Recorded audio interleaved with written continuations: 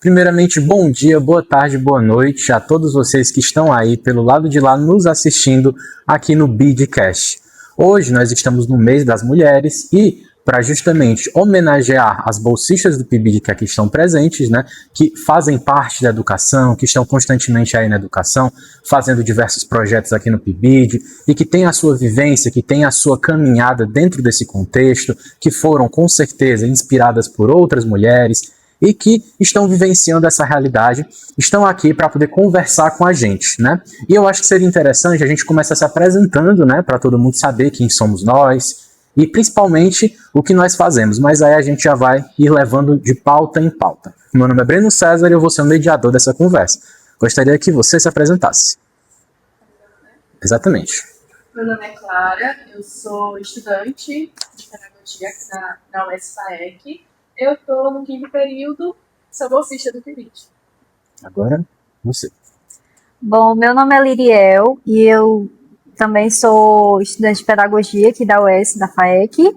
E eu também estou no 5º semestre e sou bolsista do PIBID.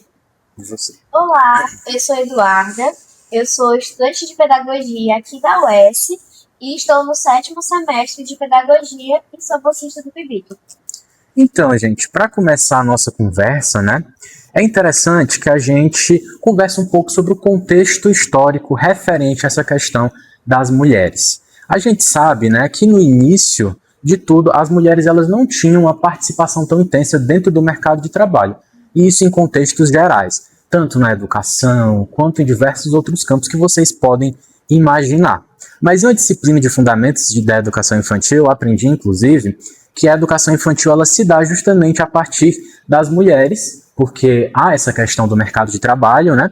E há necessidade delas trabalharem devido a diversas transformações sociais, revoluções industriais e todas estas coisas que foram moldando o mercado de trabalho. E a partir disso, essas mulheres elas precisaram justamente sair dos lugares que estavam e trabalhar, enquanto outras acabavam recebendo seus filhinhos em casa para justamente cuidar deles inicialmente, né? Então, assim, eu queria perguntar para vocês o que é que vocês sabem sobre essa questão histórica.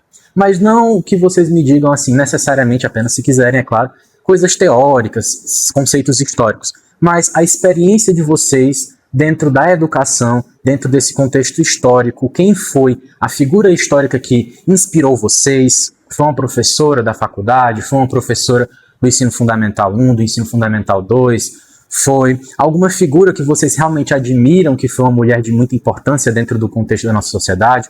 Eu queria ouvir de vocês agora. Você vai conversar? Eu escolhi a pedagogia porque eu admirava muito minhas professoras e as professoras da minha família. A minha família tem muito... Pode continuar. Sua família tem muita... Tem muitas professoras, Sim. né? Minha madrinha é professora, minhas tias. Então eu cresci nesse ambiente cercada por mulheres e professoras, né? Sim. A minha primeira professora foi a minha tia, a tia Selma, e eu me apaixonei, tipo, pra educação por conta dela, né? Da forma com que ela ensinava pra gente. Ela parecia gostar tanto, demonstrar um amor tão grande, que eu também queria sentir esse amor da forma que ela demonstrava. E aí eu fui crescendo, e aí veio minha madrinha, que também é professora, ela que me ensinou a ler, e eu fiquei apaixonada pela leitura graças a ela. E, consequentemente, várias outras professoras que vieram na minha vida. Sim. E foi muito importante, né, esse contato. Esse contato foi muito importante. A gente observa como as mulheres da família, né, que por vezes apresentam essas questões dentro da educação, são pessoas que estão dentro da educação, influenciam grandemente as demais mulheres e também homens a seguirem a carreira da educação. Mas aqui estamos centrando no Dia das Mulheres, pois é o dia delas e é elas que nós devemos homenagear aqui. Então eu queria saber de vocês duas que ainda não falaram agora, que vocês pudessem conversar um pouco sobre isso. Quem inspirou vocês? Que mulher inspirou vocês? Foi minha mãe? Foi minha tia? Foi alguém da minha família? Foi minha madrinha, como o caso dela? Queria ouvir de vocês.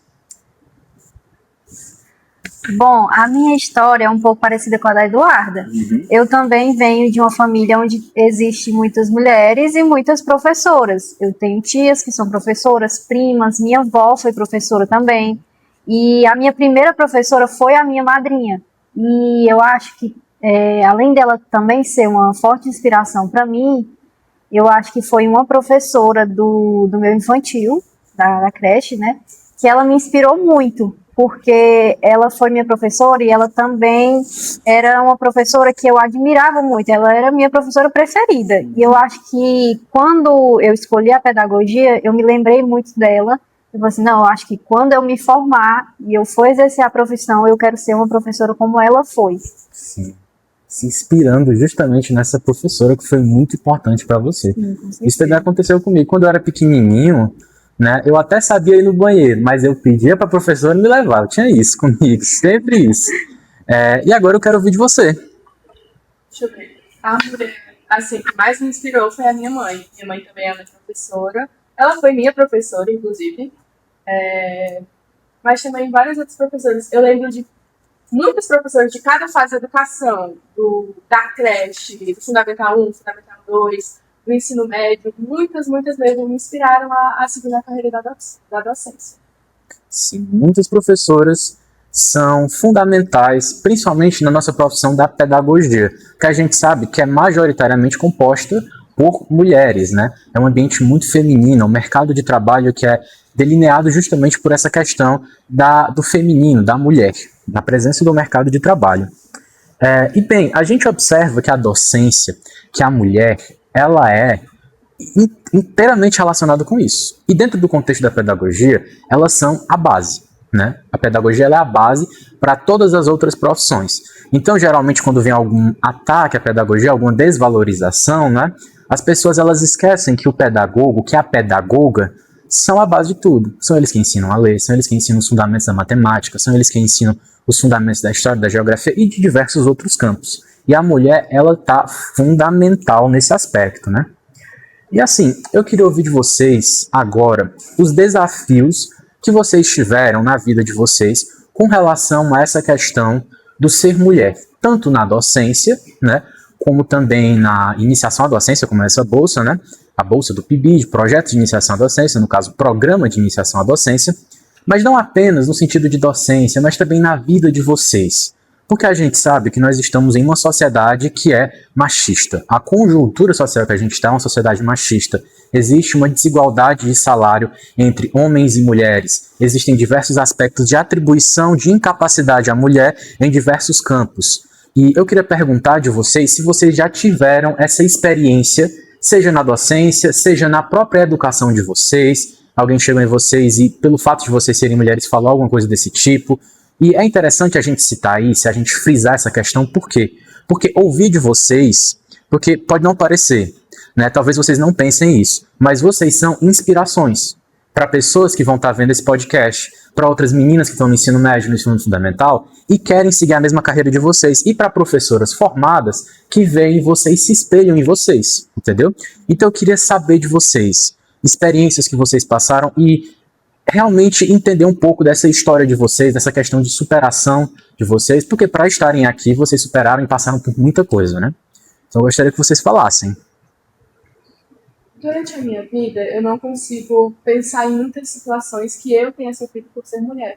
Mas, pode não ser exatamente uma situação específica, mas uma construção de que, de certa forma, você acaba sendo mulher, as pessoas tentam fazer você se sentir inferior, se sentir menos inteligente, se sentir menos capaz e como é que eu posso dizer? Se sentir até, de certa forma, impotente. Se sentir que você não consegue lidar com a sua própria vida sozinho, que você não consegue ter sucesso sozinho. Então, isso é toda uma construção social que faz com que as mulheres se sintam dessa forma abaixo dos homens. Vocês querem falar alguma coisa sobre? Por favor. Bom, a pergunta é sobre desafios, né? Sim. Que a gente tem, tanto na vida como pessoal, como no momento de iniciar aqui, né? Eu acho que eu também agora não me vem nada na cabeça de algo que eu tenha sofrido com relação a machismo, nem nada disso.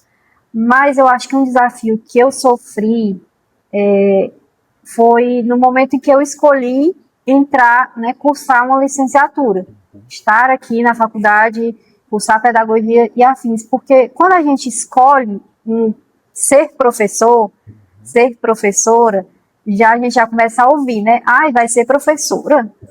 Não foi o que deu para tu passar, não tinha outro curso que você poderia fazer, não tinha algo melhor. Com certeza.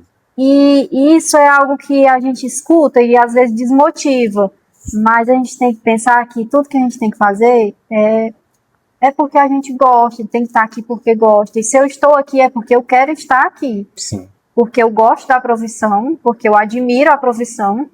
Então isso eu acho que é um desafio, mas que a gente pode superar, né? Uma das coisas que impactam a nossa profissão, que é a pedagogia, é justamente essa desvalorização. Porque as pessoas, elas olham para a pedagogia e pensam, é só cuidar de mim.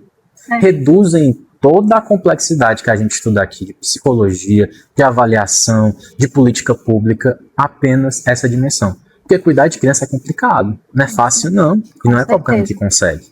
E as mulheres, elas estão nessa profissão há muito tempo, e portanto conseguem ter muita desenvoltura nesse aspecto. Por conta disso, e justamente através disso que eu falei, eu gostaria de ouvir agora você, Eduardo. Eu não tive tantos problemas em relação a isso, né? Eu sempre tive muito apoio da minha família, tanto por eles serem, né, da área, e das pessoas que eu convivia. Então, não foi muito difícil. A maior dificuldade que eu tive sempre foi mais a locomoção, porque eu morava no interior e para vir para cá, para estudar, era mais complicado. A gente pegava chuva e tudo mais, era mais a deslocação mesmo. Sim. A deslocação e a realidade, né, das pessoas que não estão no centro, por exemplo, de Crateús, que aqui de certa forma é um centro, é uma realidade que é muito interessante a gente tocar. É algo que afeta tanto as mulheres quanto os homens e de diversas, assim, de todos os contextos possíveis, principalmente aqui na UES, né, UES de Crateús, no campus da FAEC. A gente observa que grande parte, eu diria que a maioria, mas não tem esses dados, né, mas eu diria que grande parte dos alunos daqui, pedagogia, química, medicina, história, todos, né, eles, e ciências biológicas também, não esquecendo, todos eles, em grande parte, são desses locais, de localidades mais distantes, né, são às vezes do interior, de outra cidade, às vezes precisam pegar um ônibus e passar 1, 2, 3 horas dentro do ônibus para poder chegar em casa, depois voltar e ficar nessa, constantemente, todos os dias da semana, às vezes tendo que ficar morando em um lugar que não gostaria, que não se sente tão confortável, né? E essa é uma realidade que vocês mulheres estão constantemente vivenciando, né? Porque todos vocês são do interior, né? Ou de outras cidades, né? Sim. Então, nesse sentido, eu queria ouvir de vocês essas questões, porque eu acho que isso também engloba essa questão da mulher.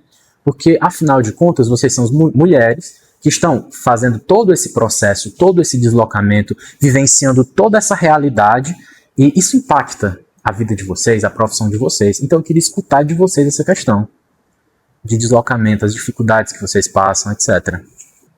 Deixa eu ver. A faculdade aqui de Crateús, né? Eu sou de Tamboril. Eu moro lá. Todo dia que tem aula eu venho. Tenho aula no turno da manhã. Aí o ônibus sai de lá às 5h30. Aí pra chegar aqui na UES é 1h30, às vezes até mais. Então, já é bastante cansativo ter que acordar cedo todo dia e ainda essa viagem. Aí o ônibus, aqui em Crateús, ele faz muitas paradas, então acaba sempre meio chato. E também se torna muito difícil quando você faz uma faculdade, tem todo esse deslocamento, de você conseguir um emprego que dê para conciliar, sabe? Que dê para você se sustentar. Acaba sendo muito complicado. Queria ouvir de vocês.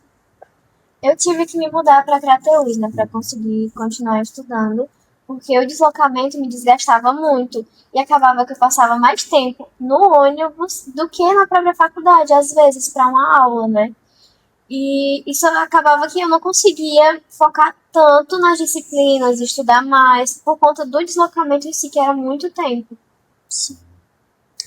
Bom, para mim, essa questão do deslocamento também é bem complicada, né? Porque eu sou do interior de Tamboril. Atualmente eu moro no interior, só que por conta da faculdade, para poder estar aqui todos os dias, porque eu também tenho aula no turno da manhã, eu tive que vir morar em Sucesso, que é um distrito, né, de Tamboril, e aí eu passo a semana lá, e finais de semana é que eu vou para casa. Só que eu acho que a pior parte, assim, falando de deslocamento, de vir de uma cidade para outra, de um município para outro, é quando a gente tem aula à noite.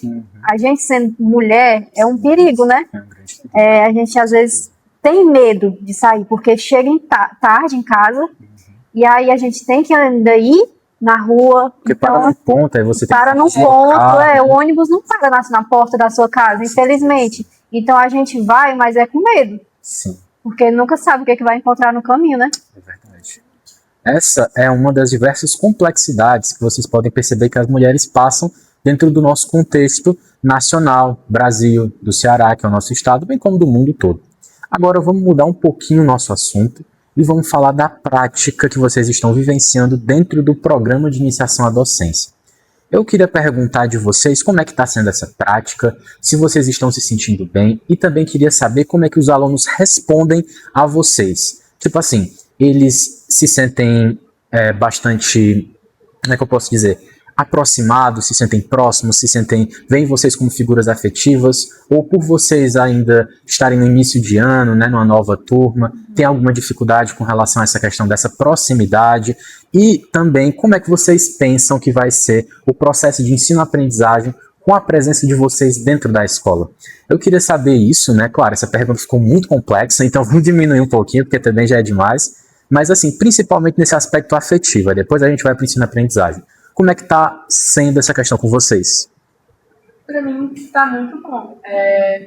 Eu comecei no PIBID agora, esse ano, em fevereiro.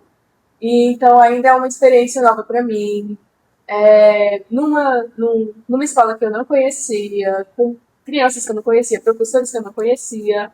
Mas está sendo muito bom porque a escola ela foi muito receptiva comigo. O professor o professor que era o supervisor, as crianças, elas são muito carinhosas. Eu acho que elas não sabem nem meu nome, mas toda vez que a gente vai embora, vem umas me dão um abraço dizendo tchau, tia. Então, nesse aspecto do afeto, tem sido muito bom. Sim.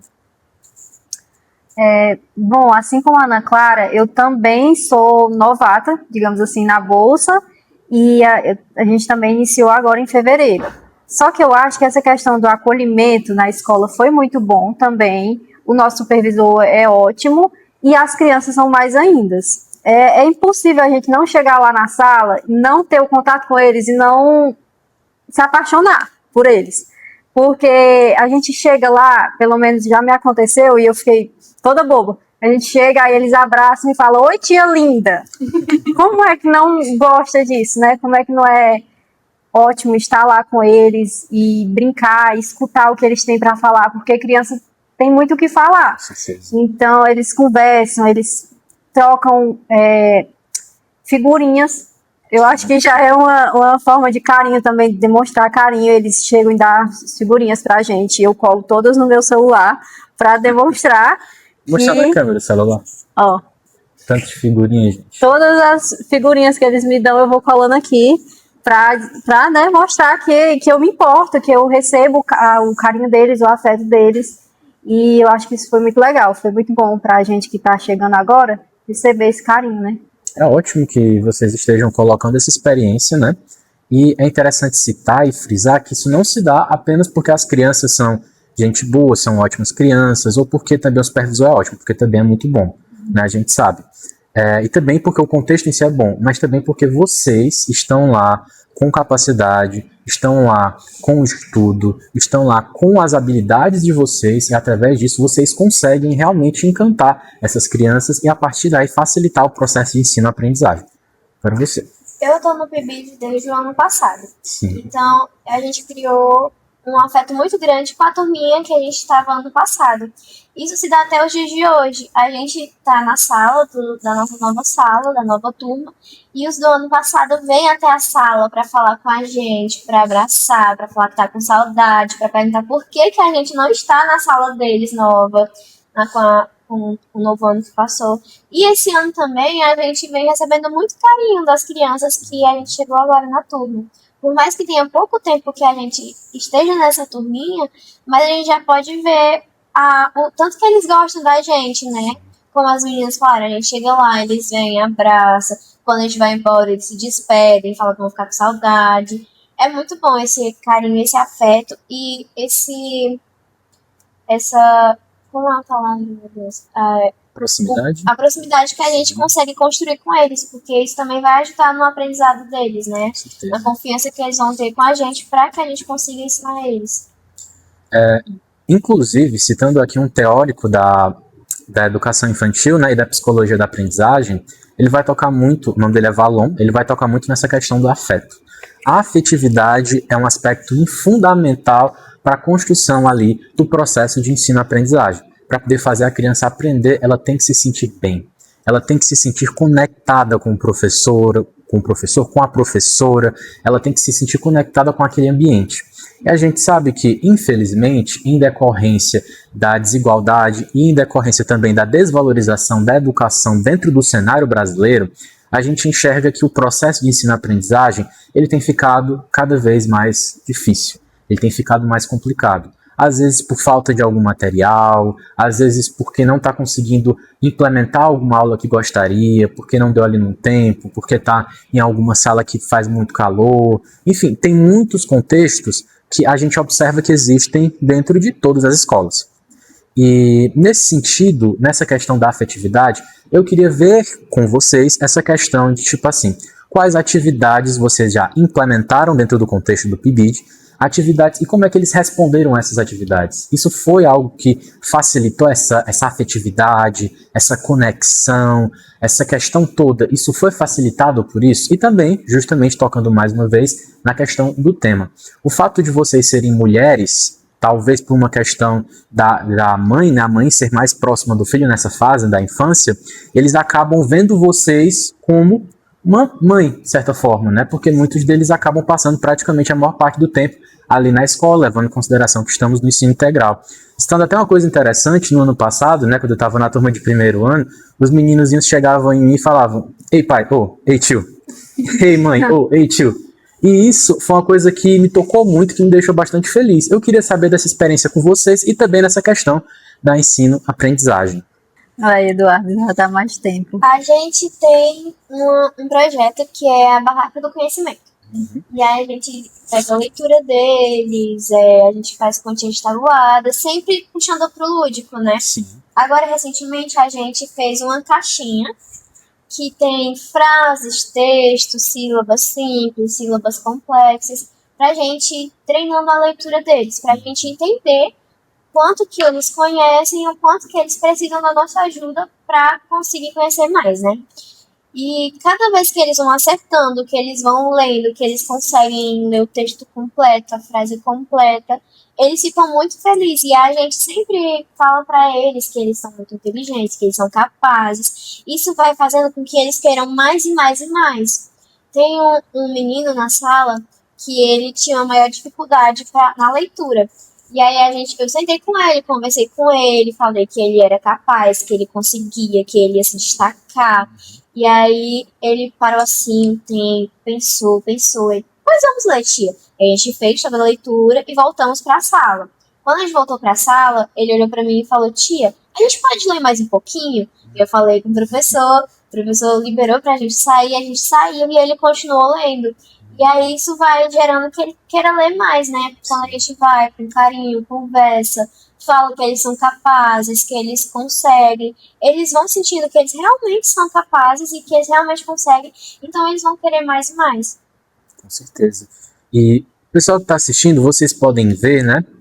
Principalmente os pais e mães, né? Vocês podem ver como o PIBID ele ajuda as crianças em déficits e em diversas questões, até mesmo no aprendizado da leitura. Porque vocês observaram aí pelo relato da nossa colega que o menino ele tinha uma certa dificuldade com a questão da leitura e ela, em horário de aula, saiu um pouquinho para poder reforçar aquela questão com ele. E essa é uma questão que é uma questão singela, é uma questão simples e talvez fuja um pouquinho do currículo e do padrão, mas eu tenho certeza que isso foi fundamental para o ensino-aprendizagem dele. Porque a gente está nos anos iniciais, aqui reina a alfabetização. Principalmente o ideal é que a criança ela saia completamente alfabetizada, saia compreendendo todas essas questões de código, todas essas questões mais teóricas, né? E também essas questões de aquisição da linguagem, de entender, conseguir ler, conseguir ler algum texto, ler também livros, para poder justamente facilitar essa questão. E agora eu queria ouvir de vocês nesse mesmo sentido. Quem se sente confortável para falar agora? Eu acho que, pensando no que a Ana falou, e no que você falou também, é muito significativa a nossa presença lá em sala de aula, porque a gente está numa sala de 5º ano e alguns alunos, eles ainda não são completamente alfabetizados. Alguns eles ainda estão no processo de conhecer as letras, de fazer a junção silábica, e outros eles já estão mais avançados, eles já sabem ler, já têm interpretação de texto. Então você imagina, para um professor só, numa sala de 38 alunos, ou mais até, acho que é mais ou menos por aí, né? Numa sala de 38 alunos, com tantos níveis diferentes de aprendizagem, como que um professor único vai conseguir integrar todos os alunos, sabe? Então, a gente está fazendo esse acompanhamento individual, vez ou outra a gente pega, vai na biblioteca lá, faz a leitura com cada um, vai auxiliando cada um individualmente. Então, tem sido uma experiência muito boa, já dá para ver alguns resultados. Também ontem eu estava com uma menina, e ela está começando a ler ainda. Aí eu lembro de uma hora que ela leu uma palavra, ela leu e disse para mim, olha tia, viu que eu consegui ler? Então é muito, muito importante a nossa presença lá. E isso que ela falou é muito fundamental, porque é justamente o que eu já havia citado. O PIBID, ele dá oportunidade para auxiliar o professor dentro daquela sala, que a gente sabe que muitas vezes ela está com uma lotação que, infelizmente, não contempla e não consegue fazer com que o ensino-aprendizagem, todo esse processo aconteça da melhor forma.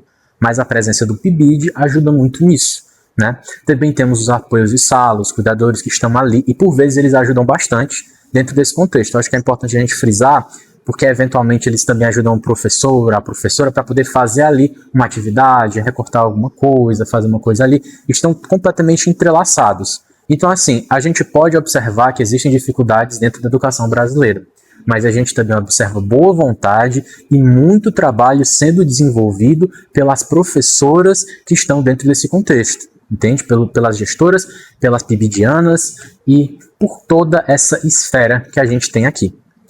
Gostaria de ouvir um pouco de você sobre essa questão.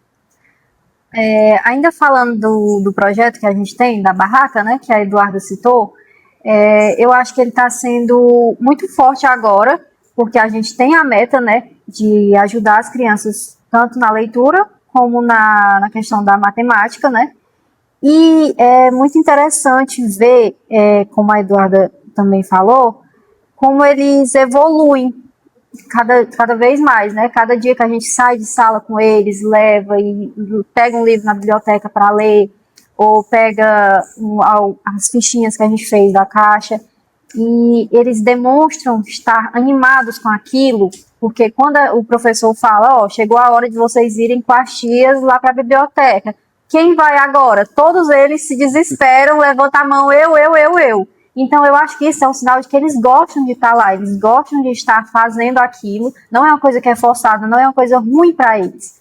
E é muito interessante, eu acho, ver isso, e depois, quando a gente colhe os resultados, né, porque esse projeto da barraca, os que melhores se destacarem na leitura, como na matemática, vão ganhando notinhas de dinheiro falso, né, para depois comprar algumas coisinhas na barraca. E aí, eu me lembro bem que uma vez a gente terminou com eles na biblioteca e voltou para a sala. E aí, um menino da turma, ele veio onde eu estava e ele falou, olha tia, eu ganhei uma notinha de R$10 do professor, do tio, porque eu fui muito bem na leitura. Então, isso é muito importante para a gente, né? E aí vocês podem perceber que essa atividade que elas desenvolveram toca justamente na questão do empreendedorismo também, que é algo que auxilia a questão da matemática financeira e da educação financeira, que é uma das coisas que a gente observa que o governo ele tem priorizado nesses últimos tempos. Então, gente, a gente já conversou bastante aqui, já falamos de diversos pontos, pedimos desculpas se a gente esqueceu algum aspecto ou outro, mas aqui é uma conversa completamente direta. Então, a gente está conversando, simplesmente se soltando, falando, expressando o que é educação, mas de uma maneira raiz mesmo, de uma maneira objetiva, de uma maneira clara. E nós Agradecemos também ao UES-FAEC, porque nós estamos aqui no auditório da UES-FAEC, né? A gente agradece muito, né, a oportunidade de estar aqui, deles terem disponibilizado esse espaço para a gente fazer esse projeto aqui. E também nós agradecemos o nosso coordenador de área, que é o Lucas Melgaço da Silva, que é o nosso professor, né? A gente agradece muito ele por estar nos coordenando, por estar nos ajustando e por estar fazendo todas essas questões. Assim como temos agradecimentos ao pessoal que está aqui filmando, né, que é o Pedro, é o nosso supervisor, professor Caio Felipe, e a gente agradece muito, e por aqui a gente fica para que a gente continue planejando e traga próximos episódios com qualidade e com uma boa conversa. E eu gostaria que vocês se despedissem também.